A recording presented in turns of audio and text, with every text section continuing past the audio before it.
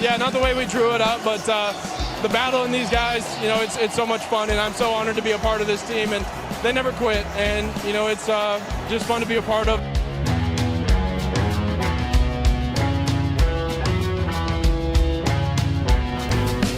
Oh, welcome to Heed the Call, an NFL podcast, the Monday night recap with the Week 15 Power Rankings. Dan Hanzus with Marc Sessler, Connor Orr, not here, but Justin Graver on the ones and twos.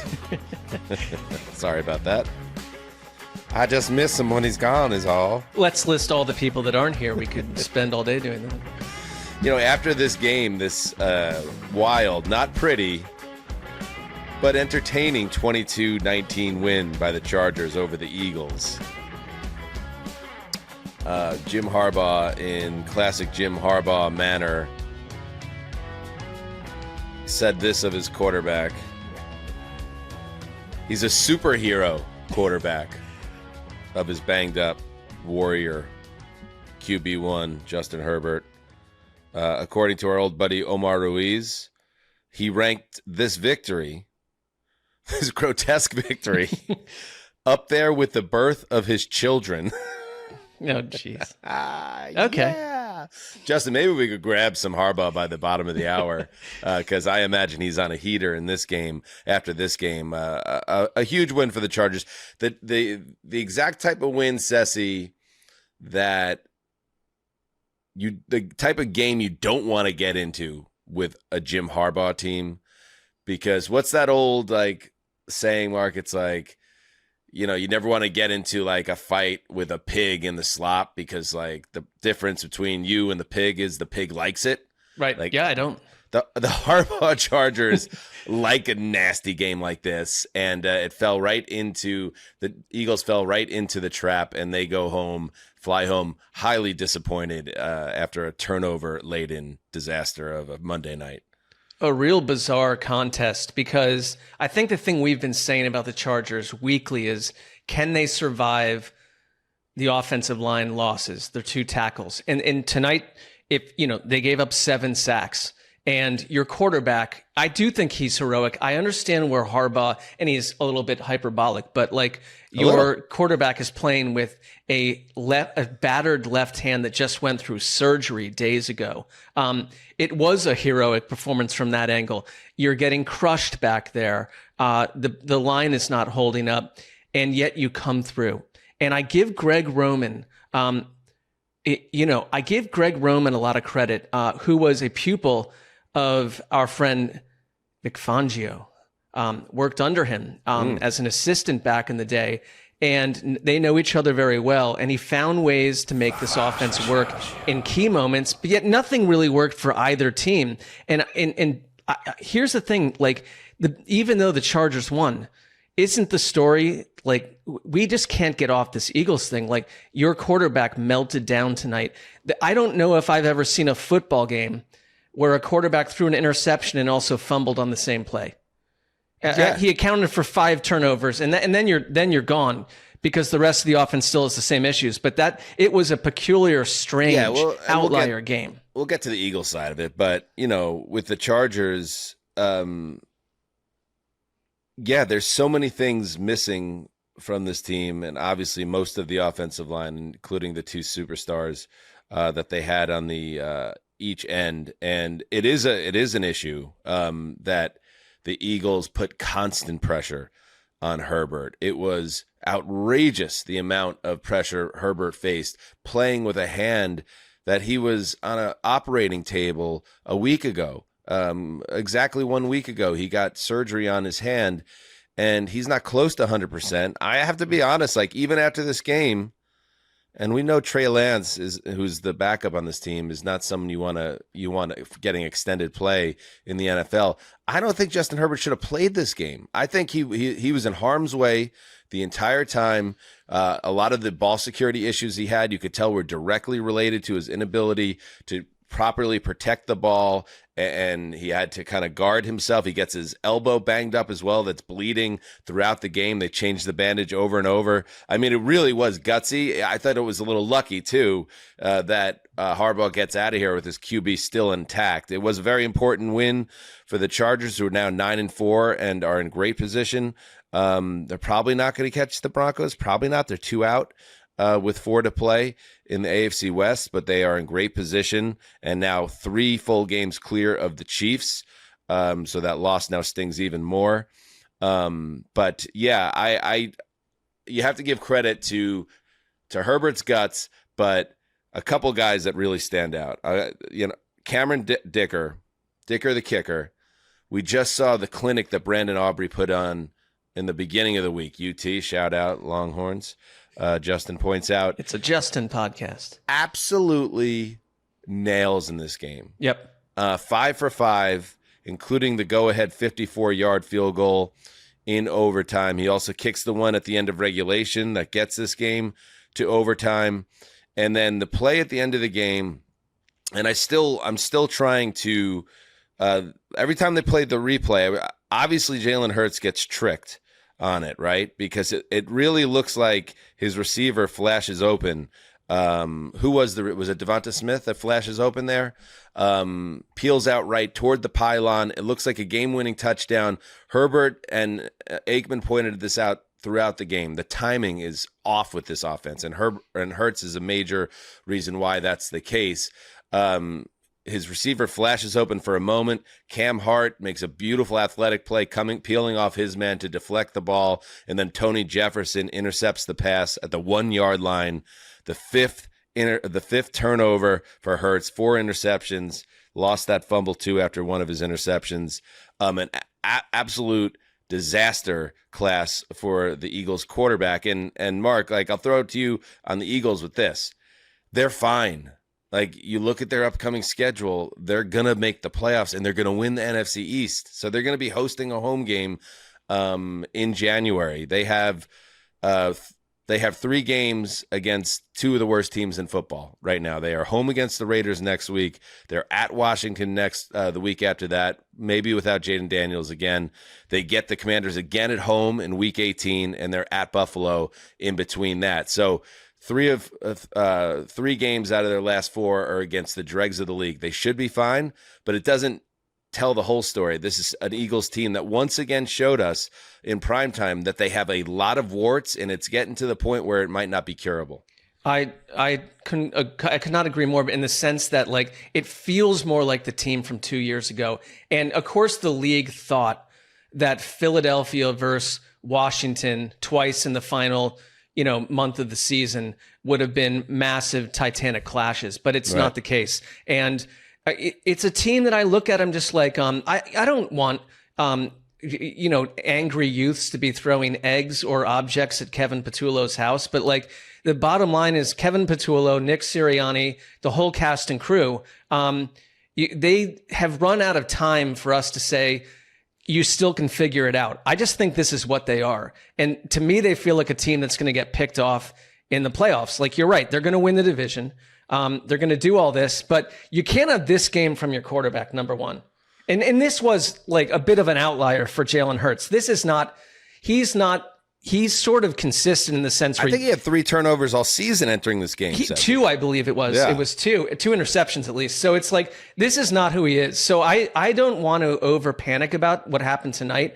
But in general, A.J. Brown and Saquon both crossed 100 yards tonight. They found a different way to do the tush push with that pitch to Saquon. It's not that they're not trying. It's not that they're not inventive. It's not that they don't have good players. Devonta Smith is an unheralded, great addition to this offense as well. They've got these guys. I think their offensive line is a tick lower than it's been in the past. They're banged up. That changes things a lot about how they could force their will on people in the past. But something is not right, and we all see it. And when something's just not right, it's we can't explain it exactly, but it's this is not exactly working, and it's not going to work at some point in January, and we're going to wave farewell to them. Okay, so here's what I think is different right now about this team in that 23 team. The 23 team was a outright collapse on both sides of the ball. If you remember, they had so many issues. And in the locker room, too. Yes, they had so many issues in their secondary. They couldn't cover. They obviously stopped communicating as well. There was just all these coverage busts. They were non-competitive. The offense was totally out to lunch. This game shows you that, like, the defense is still playing hard, even without Jalen Carter in this game. They got after the quarterback. They made life very, very difficult for Justin Herbert, who's not 100%, but still, like, I thought it was a really good performance. Cooper DeJean, like, completely locking down Ladd McConkey, showing why he's such a valuable player. Jordan Davis making huge plays. Like, they turned the ball over multiple times. They put the ball on the ground multiple times. Like, that the Fangio side of the ball is living up to where they need to be, especially after the horrible Bears performance last week. So that was, I would imagine, a big positive here. But yeah, the offense is broken, and you could put the positivity rabbit in the locker room.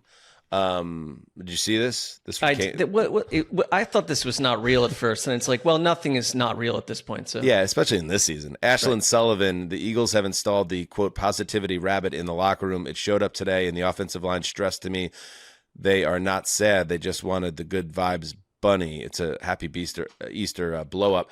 You know, one thing about that is, like, what happens when you come into your locker room after a loss like this game? And now I know they were on the road here, but I don't think that rabbit's going to make it out alive. I don't think anybody makes it out alive in Philadelphia by the end of the season. But yeah, the offense remains the problem. And one of the reasons Hurts had only 2 turnovers entering this game is because, and there was reports, there is some discord in behind the scenes there that he's not seeing the field, or he's unwilling to pull the trigger and push the ball downfield because he's protecting the ball and not just playing like with his instincts the way they want him to. And this is what happened today when I guess he kind of loosened those reins a little bit. So we'll see how many Super Bowl winning quarterbacks do we, outside of maybe like a latter period Russell Wilson, who do we say that about? Who's like, that's a weird report that's what he's struggling with. Like, he's been ungodly successful. Like that's what his real struggles are. I don't know. The Eagles are they're a bizarro operation. Yeah. I don't know. So why are we celebrating Easter? It's not even Christmas yet. They're not celebrating Easter. They're celebrating the positivity of this bunny that is associated with, I guess, the Christ is risen side of religion. Save it for the theology podcast, but yeah, well, there's a lot happening there. Sure. I mean, the Easter Bunny as a figure is a towering, literally in this case, figure of positivity. So I think, but he's literally holding or next to a fence that says "Happy Easter." So I'm like in the photo. Well, take it up with Big Dom. He's the one that stole it off somebody's lawn. It's probably like hard to procure a giant inflatable rabbit that doesn't have Easter associations. You know. Yeah, but they got the big touchdown run from Barkley in this game. Yep. And they got a really good defensive performance, and then the quarterback kills them. It just feels like this is a team that keeps springing leaks, and yet the scheduling gods have shined down on them, and they should go 3-1 or 2-2 at the very worst down the stretch. And because the Cowboys already have 6 losses, that should be enough. But yeah, this was a frustrating loss. How could it not be? When your quarterback has 5 turnovers, including 2 on the same play. Can't make that up. I don't know if that's ever happened. It did. I think they said something had happened in the 70s, maybe, but it's pretty crazy. What else did I want to talk about in this game? You know what? I think it's a big deal that Omarion Hampton is back for the Chargers. Like, he gave them something, and they've got Vidal as well. Like they've got these good running backs. Like, you can see a path for them to win games on offense, but it's health. They're a health team. Justin Herbert, according to Next Gen Stats, Justin Herbert ended this game with a 68.3% pressure rate, the 6th highest in a game, minimum 20 dropbacks over the past 10 seasons. How the hell did he survive this game? I mean, geez. I thought Harbaugh dodged a bullet on this one. He really did. By the way, Herbert, Laura Rutledge after this game is, doing her job. Her ass is in the jackpot if she doesn't get Herbert during the post game, right? But we being America, an international audience tuned in late at night, wherever you are in the universe. Our ass is in the jackpot now. You got to see Justin Herbert be clearly perturbed that he had to do this assignment. Yeah, I'm trying to celebrate with my team. No, I know, but can we just talk to you really fast? I know. But can we just talk to you really fast? Shout out Laura Rutledge. She's doing her job. That's not an easy job. And that chaos and an emotional win with a sudden ending on the interception. And I thought just as entertaining to me anyway as Herbert being, TO'd there, but then be like, the PR guy's going to get on my ass. My ass will be in the jackpot if I blow her off here. He does it. And then she asks, I think, one question too many. And Herbert, I like him trying to end this as quickly as possible, this question. We know you were dealing with a broken hand tonight. You gutted it out. You were hit multiple times. How are you feeling right now? Feel pretty good, thank you. You've just illustrated another one. You've illustrated 94% of my bar encounters with the opposite sex in the 80s and 90s. So 80s. How old are you? Not 80s. I wasn't in a bar in the 80s, but like 90s, early 2000s. The alien's like, my math, I have improperly exposed my pure age of 1,047. I give Rutledge credit there. She worked through that. She did. Well, she got it. She got it. Yeah. All right. So there you go. That is Monday Night Football. I found Harbaugh stuff if you want it. Yeah. Let's listen to Jim. He's got to be feeling no pain. So this is him hugging his quarterback on the field after the game.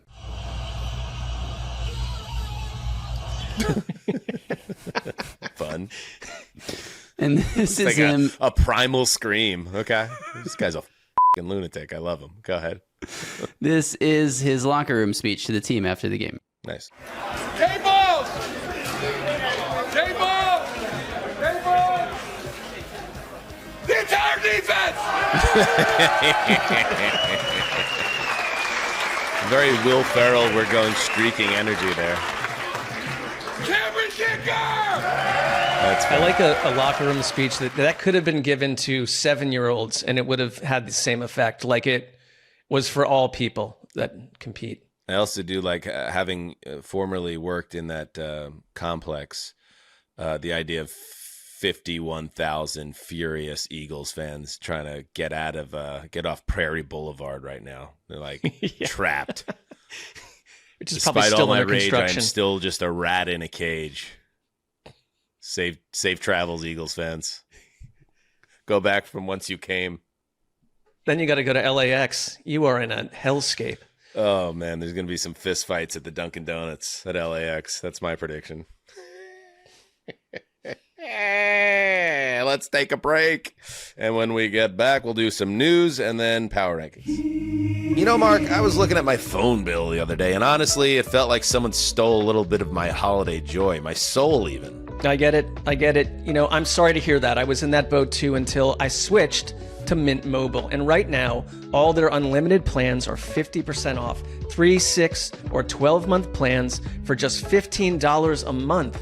It's their best deal of the year, and Dan, it makes it so easy to finally give your old overpriced plan the Scrooge treatment, okay? I kept my phone, brought my number over, and the service is fantastic. High-speed data, unlimited talk and text, all on the nation's largest 5G network. No contracts, no nonsense, and I'm saving a ton compared to my old provider. I use this, and you should too. The Scrooge treatment. I like that. Well, that sounds great, buddy. So if you want to take control of your wireless bill and actually enjoy your service, now's the perfect time to switch. Turn your expensive wireless present into a huge wireless savings future by switching to Mint.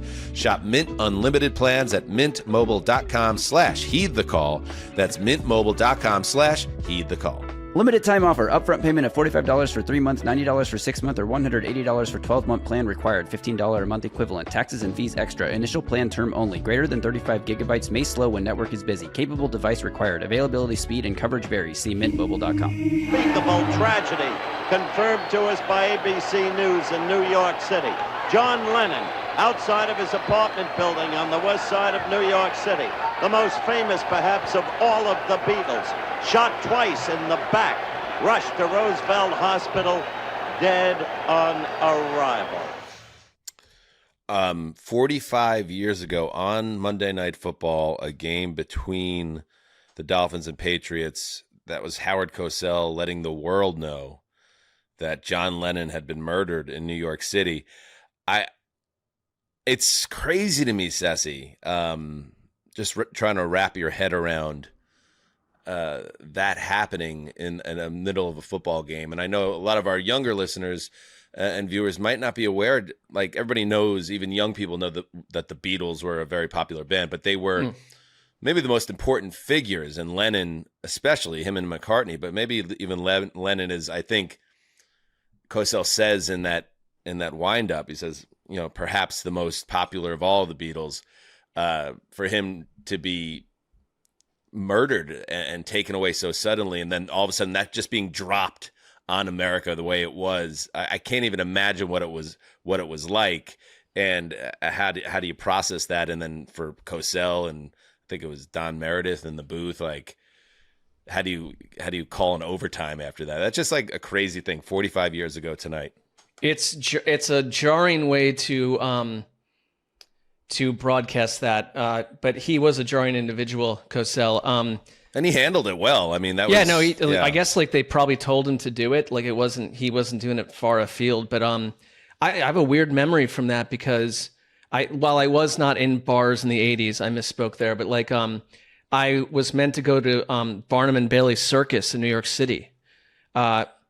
Like a day later or 2 days later, and my dad came down. I was on the couch watching like cartoons. He's like, well, we can't go to Barnum and Bailey Circus because they're doing the memorial for John Lennon, who was killed. And so Mark didn't go to the circus, which is not the headline here, but like, yeah, that would probably be a little lower in the news stack. I used to live on 82nd in Amsterdam on the Upper West Side. The Dakota was... I think John Madden lived there. Like there is, yeah, I mean, it's a lot of famous people live there. I Yeah. think it's on like 72nd or 73rd in Central Park West. So it was like a stone's throw from where I lived for a couple of years in the mid 2000s. And I'm a huge Beatles fan. And if you're as we all are, right? Yeah, like if you're a big fan of music and rock music, like everyone goes through a Beatles phase.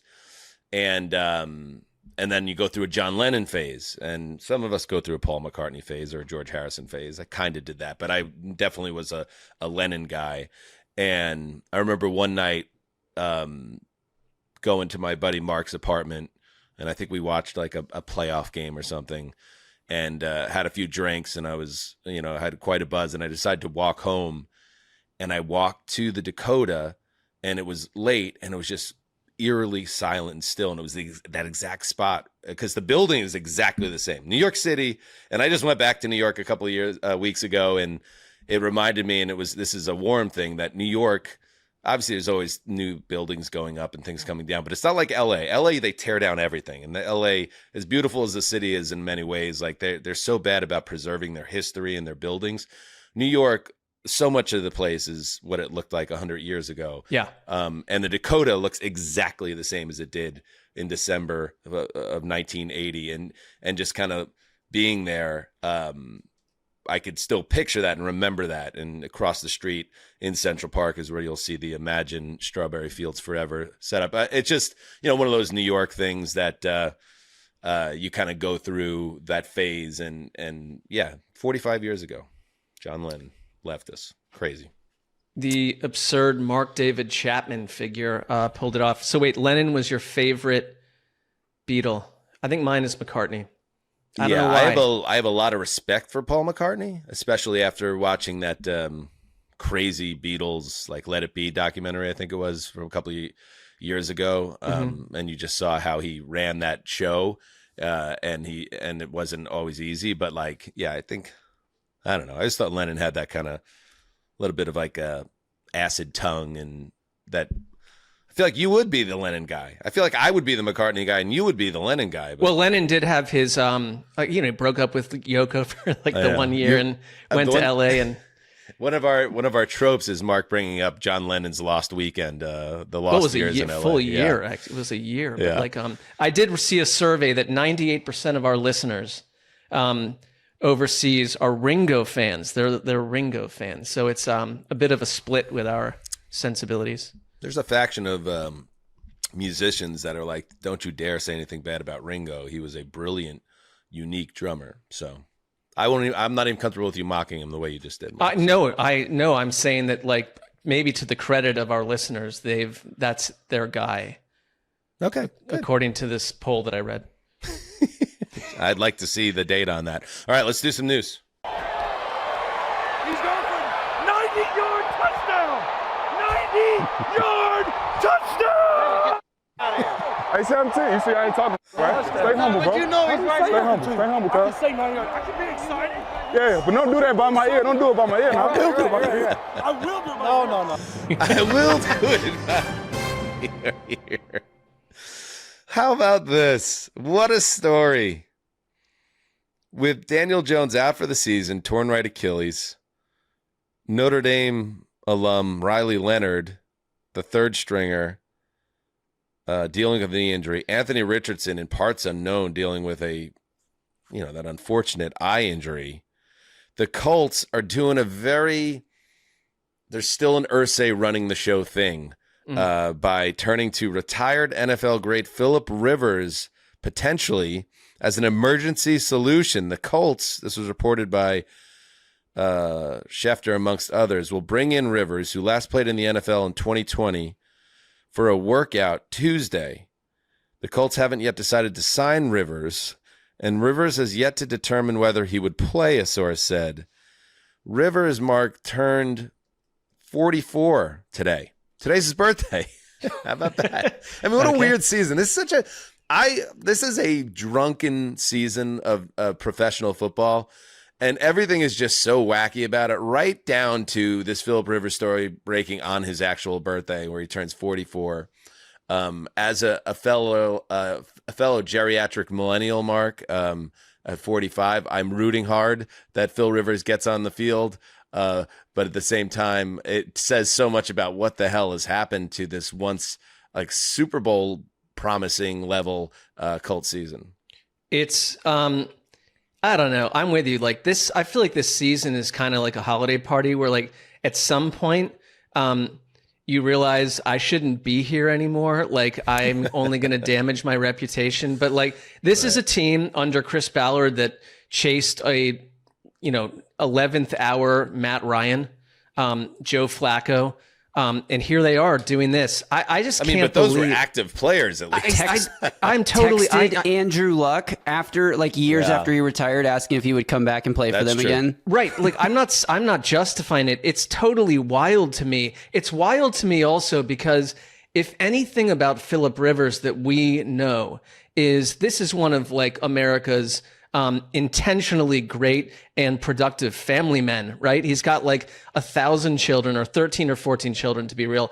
And like when the Chargers moved from San Diego to Los Angeles, everything he built his schedule around was being home, to be able to find a way to be home with his kids. So you're going to go to Indianapolis. Now it's only a couple games, but like, and do this? Or are you in shape? Like, I am assuming he's still in shape. I don't know. I can't put it together because I feel also it's like, where is like Ryan Tannehill in this equation, or someone like that who is maybe closer to having played actual football? I also think Phillip Rivers probably could come in and win a couple games, be one of the coolest things that we've seen. So yeah, that's why I'm rooting for it. It doesn't really make a lot of sense to bring in a guy that's been retired for 4 years.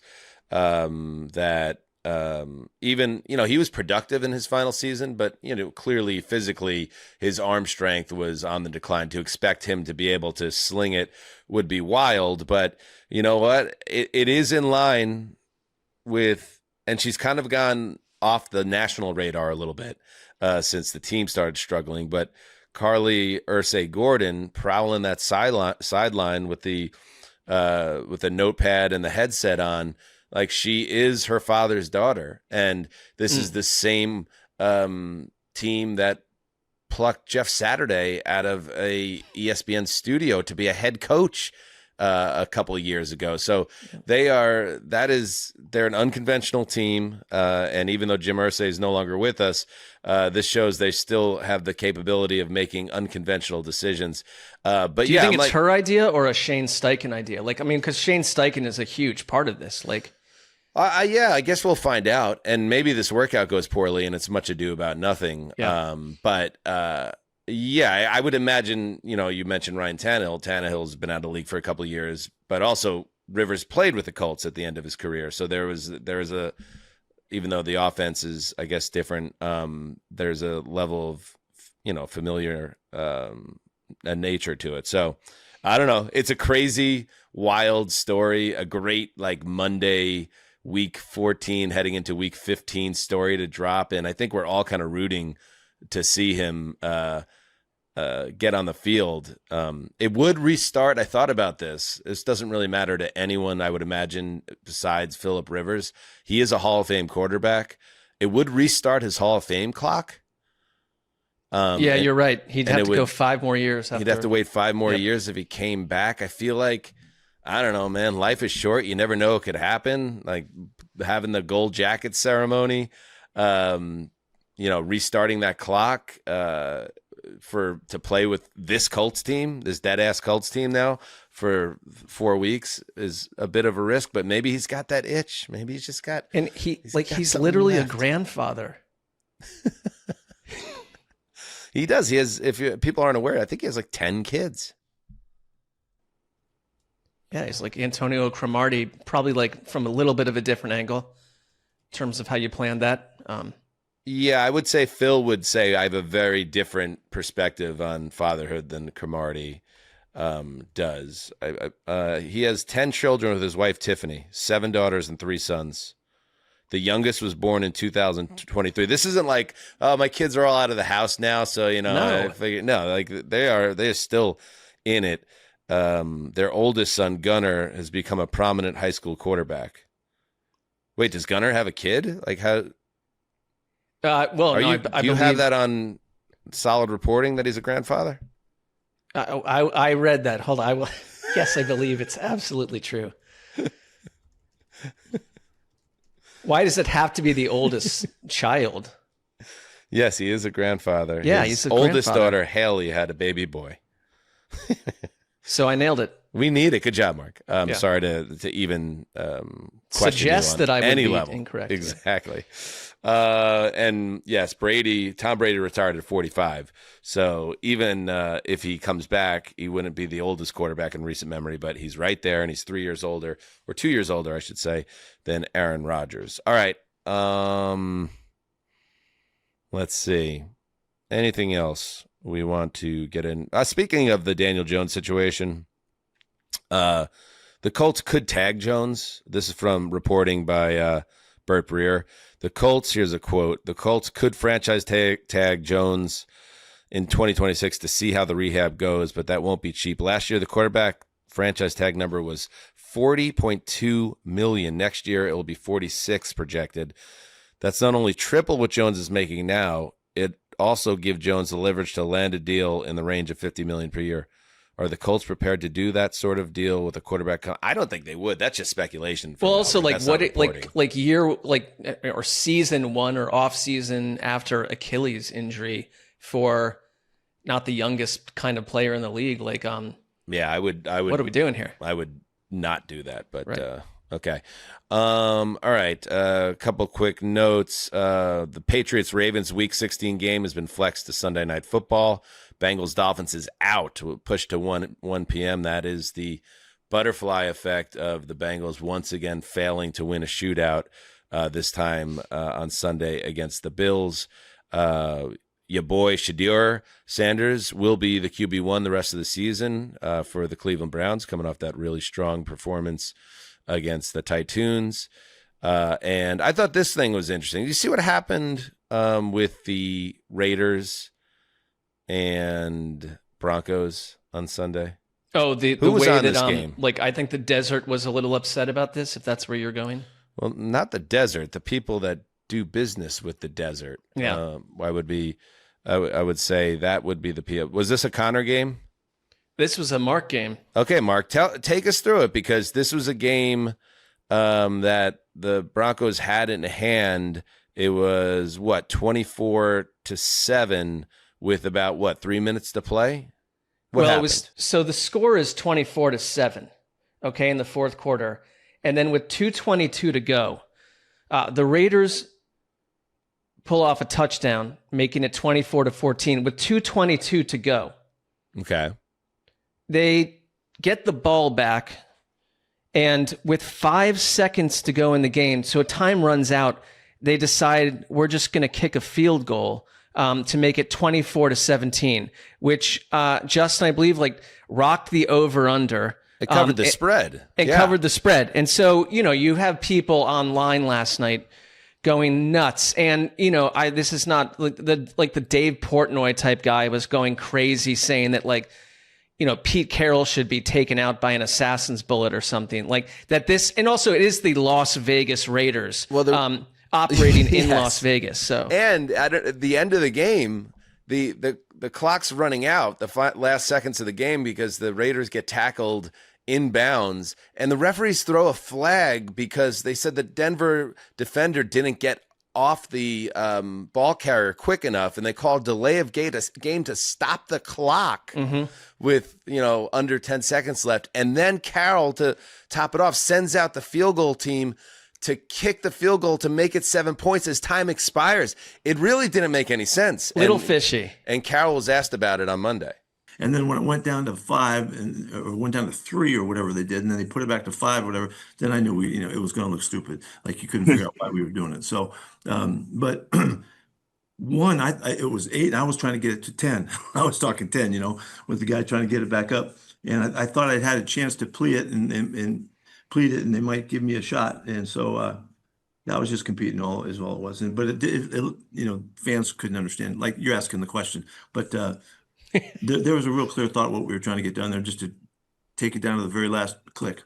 Yeah, I don't think that doesn't really answer the question. It doesn't. But I mean, we've been lucky enough to go to these owners' meetings and stuff. We've met Pete Carroll. Does he strike you as someone that is tangled up with yes, with gambling individuals? Go read his Wikipedia about his USC tenure. Well, I don't claim that he's without skeletons in the closet, but I'm not saying that he was on the but take here. Yeah. I'm just saying I was hoping Pete had an actual explanation there. That was not an explanation. And he didn't have an actual explanation. Super he said hazy. that he thought there could be enough time on the clock where he could kick the field goal and then recover an onside kick and then throw a Hail Mary or whatever, which would make sense. But once they put the 5 seconds on the clock, there's no reason at that point to send your kicker out, unless you're just trying to make the case that the kicker needs practice.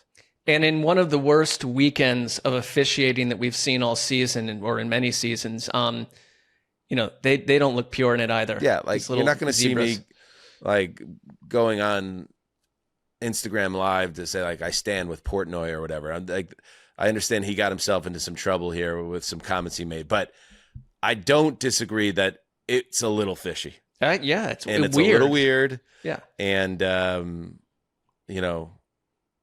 don't know, man. It's weird. And Justin's quiet because he lost about $270 off of this, and he's not happy, and I know that for a fact. So, this idea that I gamble weekly on the NFL is just, I tried to explain this a lot last week. I am in Texas. I cannot place bets from Texas. I placed a number of preseason bets. Right. To carry me and give me additional rooting interest throughout the season. That's why I placed so many. Have you or have you not been in touch with Pete Carroll in the last 72 hours? Answer the question. I have not. But if I had, my number one priority would have been getting him on this show to explain himself. And maybe talk about that 2006 national title game with Vince Young going around the yeah. right edge to the pylon. I remember it. I watched it, Justin. Hell yeah. All right, let's take a break and we'll hit the power rankings. Hey, Mark, I asked you last week about your Christmas shopping. Have you made any progress since then? Well, it's a very busy time for us, Dan. You know that. Oh, Sassy, you gotta make time. Sounds like a no. Well, look, if you're still hunting for the right gift for that special person in your life, I know just the thing, Aura Frames. It's the gift that makes it look like you planned it all along. Thoughtful, personal, and easy. Basically, the holiday trifecta. Honestly, Dan, it really is the perfect gift idea, especially because I always struggle to find something meaningful and useful. The last thing I want is my gift that I buy for someone shoved in a drawer or forgotten about as soon as Christmas is over. Ah, tragic. I mentioned this before, but I'll tell you all again. Last year, I gave an Aura frame to my parents, preloaded it with family photos, some vacation shots, cute ones of the kiddos, all that. A year later, they absolutely love it. It sits in their living room, rotating through the memories all day long. Grandparents love that stuff. And the best part is you can preload photos before it ships and keep adding new ones anytime from anywhere. You can't wrap togetherness, but you can frame it. You are a good son. Okay, as soon as we're done with this read, I will order an Aura frame myself, especially because for a limited time, you can save on this perfect gift by using code HEEDTheCall at auraframes.com to get $35 off Aura's best-selling Carver matte frames, named #1 by Wirecutter. That's code HEEDTheCall, all one word, at auraframes.com. This deal is exclusive to Hedonists, and frames sell out fast, so order yours now, ASAP, to get it in time for the holidays. Remember to use the code HEEDTheCall at checkout. Terms and conditions apply. Switching to Chime was one of the easiest financial moves I've ever made. I didn't just switch banks, I upgraded to a smarter, fee-free way to manage my money. No overdraft fees. Gotcha. No monthly fees. Gotcha. No minimum balances.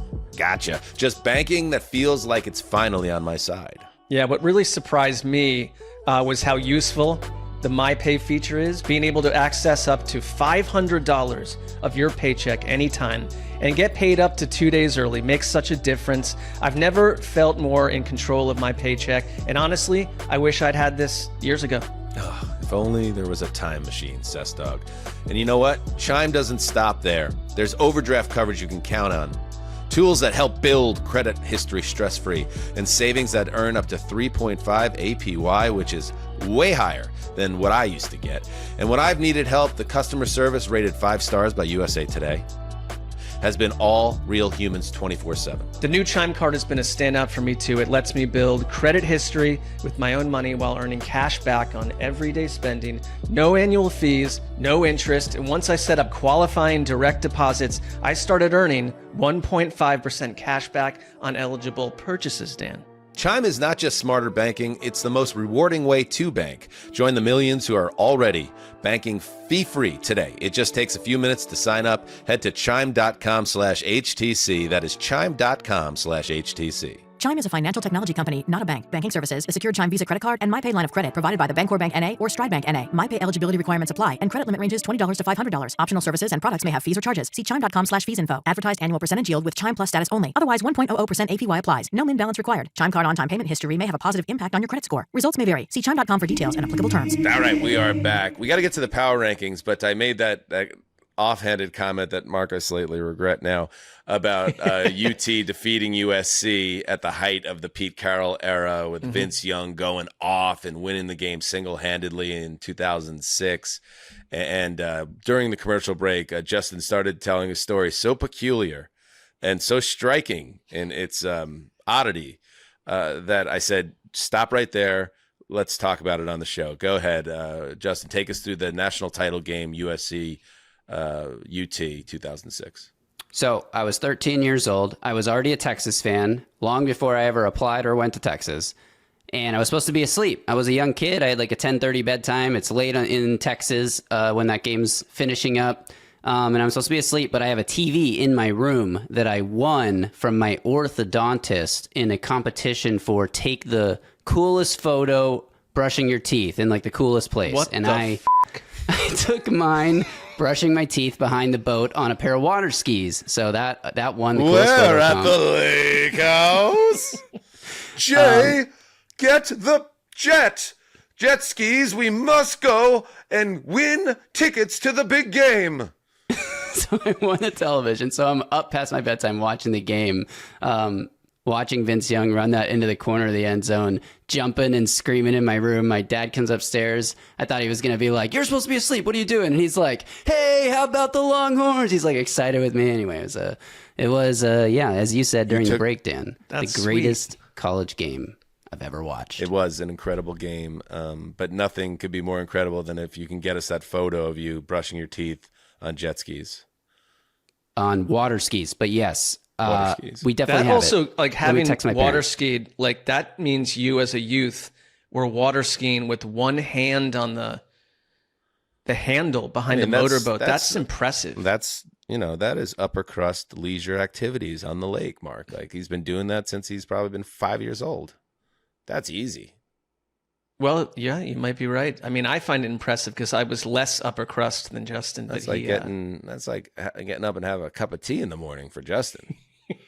Take out the boat. It's time for some water skiing. I didn't realize it was 12:16. I just texted my mom asking for the picture, but she's asleep. Party Elise, so. she's up. Please. We'll get this on Wednesday. Okay. So all right, I'll get let's it in 10 minutes. Let's do some power rankings. He's doing splendid work on the jet ski.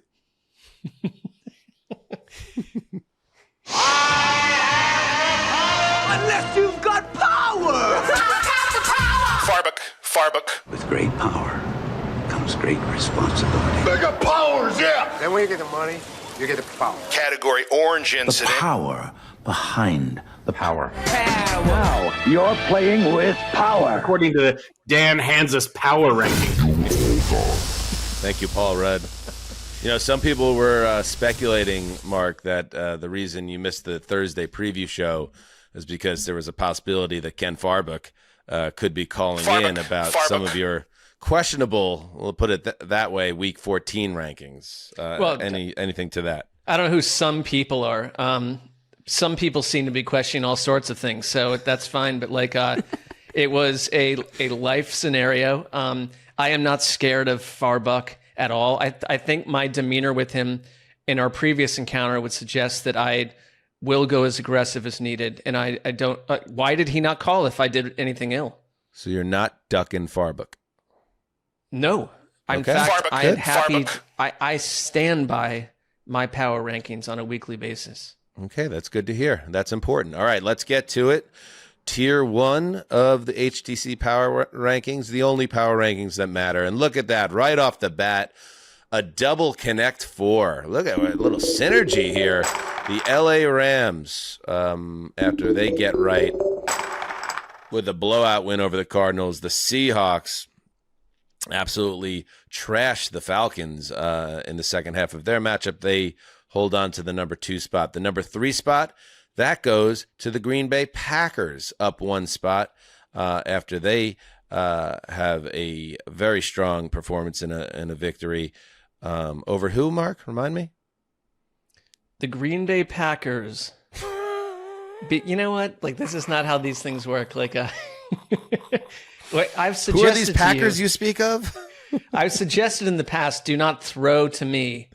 The Packers beat the Bears. Yeah, Packers they beat the Bears. 28-21. It was a. Thank you, Mark. A show of strength. The Bills, they have a show of strength in taking down the Bengals, ending their season, and Josh Allen has one of his great games.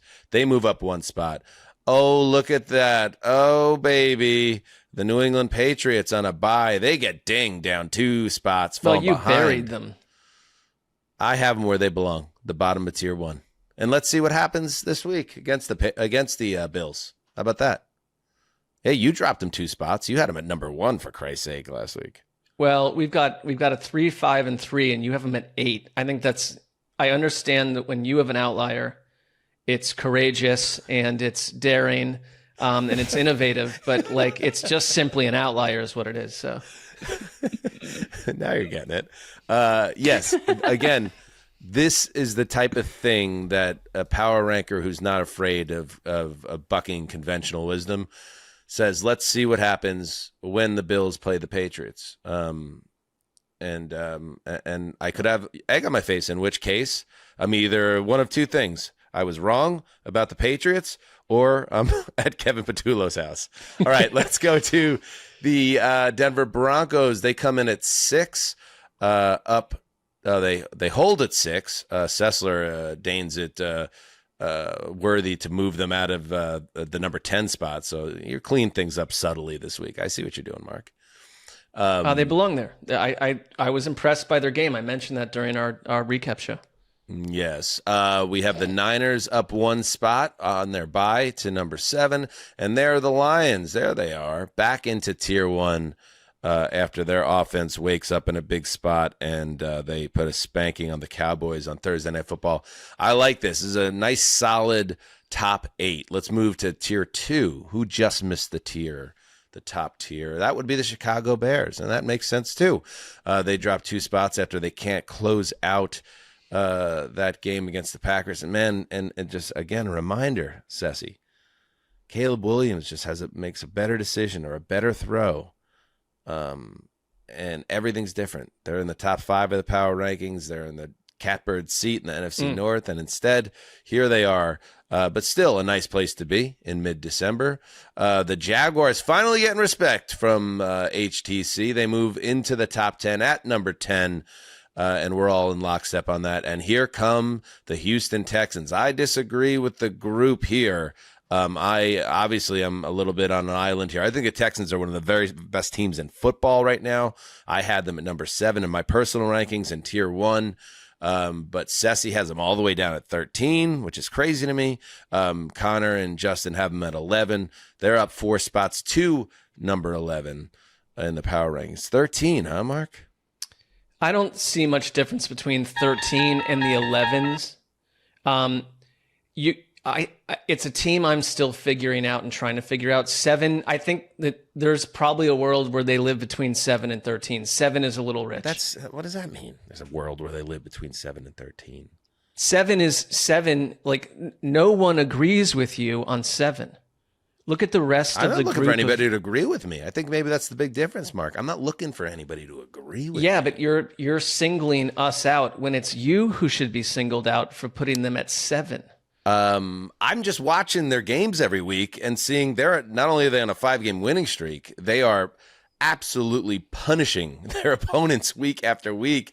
And they absorbed 4 hours of my time last night. I also watched their games. Did you penalize them for the game taking too long? Is that what you're saying, Sessy? No, it's just that but there are other teams to talk about here that are above them. Yeah, okay. We'll see what happens. The Chargers move up 1 spot after their Monday night win over the Eagles. And speaking of the Eagles, perfect Twilight Zone team. Sessy didn't come with us. But the rest of us all put the Eagles at 13. Because who knows what to make sense of the Eagles. And by the way, when they beat up all these tomato cans down the stretch, I don't think we should go crazy about moving them up the board. I think they should hang out in this territory and we'll see what happens. But it's probably not how it works with our rankings. The number 14 Cowboys, they dropped 2 spots after failing their test against the Lions, but still they won 2 or 3 games in that tough stretch for them. So bully to Dallas overall. Look at the Chiefs down, Mark, 4 spots to 15. Can you believe it? Mark? I can now. The Chiefs, if I would have told you in August that the Chiefs would have a healthy Patrick Mahomes all season and their defense would be even better than the defense last year, and yet they would be under 500 and in the middle of our power rankings on December 8th. It's pretty crazy. Yeah, it's like when you were in 9th grade and you keep getting a math quiz, like a surprise math quiz, and you keep getting like a 61 or a 51 on it. You start to fall in terms of the status of the class. That's the Chiefs to me. They keep failing quizzes and tests. Well put. Are the Steelers the new Cowboys in the HTC Power Rankings? The team that just yo-yos week by week between 16 and 21? Well, they are up 6 spots. Is that the biggest jump of the week, Justin? That is all right. Tied for, yes.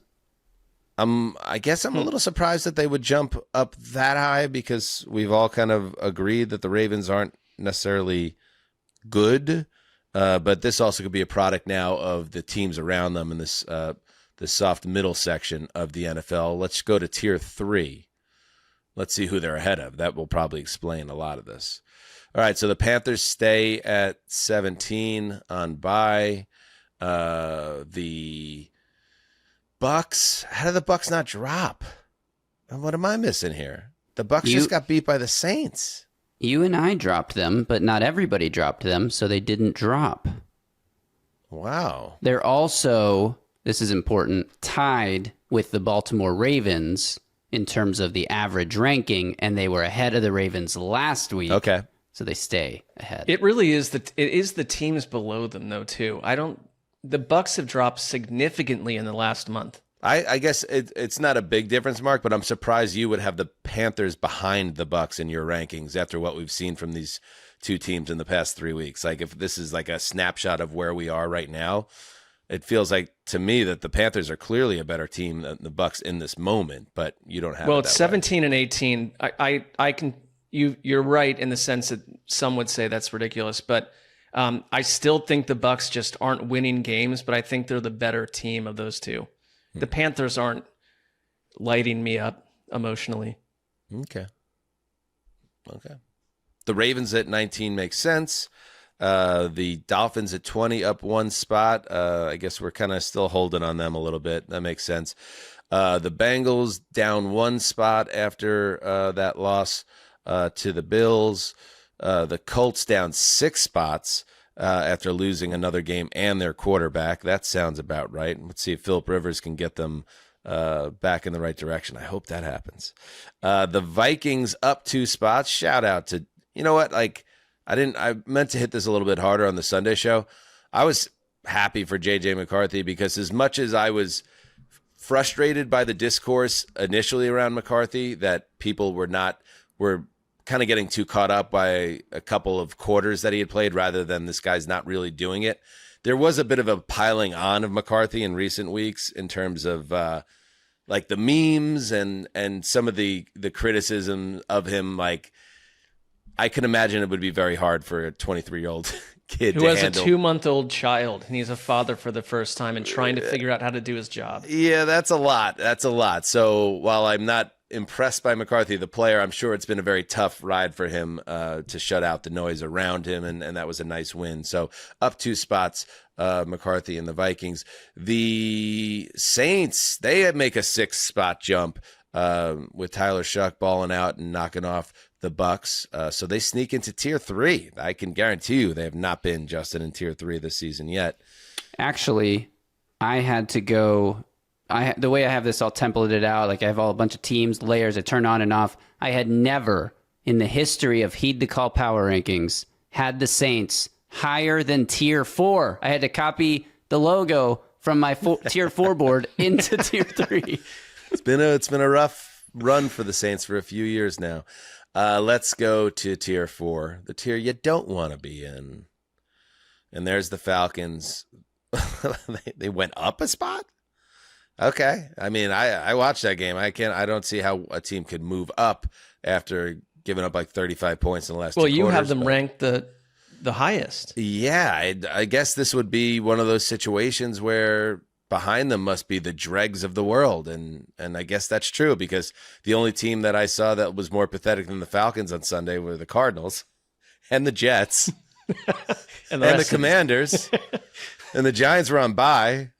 And the Titans, they won, but, they beat the Browns, who are there at 31, and then the Raiders. So that's why I have the Falcons at 24. All the teams beneath them are pitiful dog shit. Which one? Where do we have a Connect 4? Raiders. It says the Graver has them at third. Oh, you have 231s according to this doc. Oops. New math. Yeah. Raiders 32. We're all 32. 32 across the board on the Raiders. Look where Connor has the Titans. What? 26. I mean, that's not that crazy. I mean, this is really this bottom 8 of the NFL is really bad. It is. I don't hate that Connor did that. I can see you could just see things through a different POV. They could play terribly. They won, you know? Yeah. Did any of the other teams in this tier win this week? Let's start there. No. So there you go. I mean, that's gonna move you up in this little shit pit. You know what I mean? True. Shit pit. All right. The Monday Night Show. By the way, you know who else, Mark, is on the you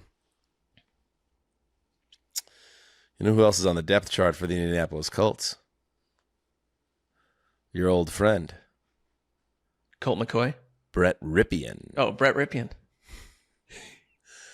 I mean, why are we overlooking Brett Ripien to go sign Phillip Rivers? Why are we? That's what I'm saying. If you're Brett Ripien, right. Definitely the right way to say it. Ripien.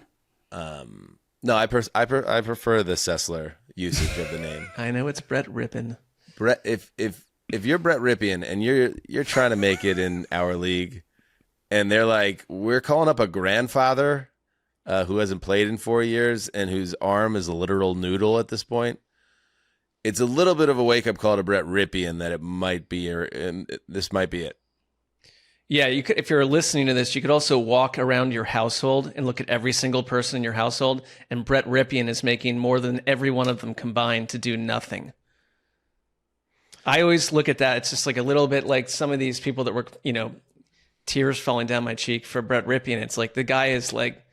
I mean, I'm not talking about his bank account. I'm talking about his football mortality. He comes from. He's got NFL lineage. I believe it's his uncle, not his dad. But I know you're from that Tony Leafy town in Connecticut, Mark, but it's not all about the bottom line sometimes. It's not about the almighty dollar. I am not from a Tony Leafy town that was 35 minutes from where you lived. Give me a break. It was like a wall. It was like that wall in London when we went on the Jack the Ripper tour. It's like, oh, and on this wall, if you're on this side of the wall, you're in West London, and it's posh. But if you're on the east side of the wall, watch out for the Jack the Ripper. All right. That's it. Before we go, a reminder, tomorrow, exclusively on the Patreon, it is the live watch. It's a tradition now. 2 years makes it a tradition. Holiday Touchdown, a Bills love story. Tuesday night, 8 p.m. Eastern, 5 p.m. Pacific, exclusively on patreon.com/heed the call, where we will be watching this movie in earnest and commenting about it in real time, Mystery Science Theater 3000 style. Mark, I know this is tickling your tonsils. It is. I hope that there's 30 more of these to come so that every NFL team gets treated this way during the holiday season. We've got a great lineup of guests as well. It's going to be a time. I don't know what else you'd be doing with your time. And it's not too late. If you're not a member of the Patreon, you could sign up right now, and you will have access to that live stream. All right, that's it for this show. We will be back on Wednesday, and we will have Adam Shine joining us. Cannot wait. That is going to be fun. Yeah. Our guy, CBS superstar, Adam Shine. So be there for that. Thanks to everybody for watching and listening. Until next time, do what you must. Heed the call.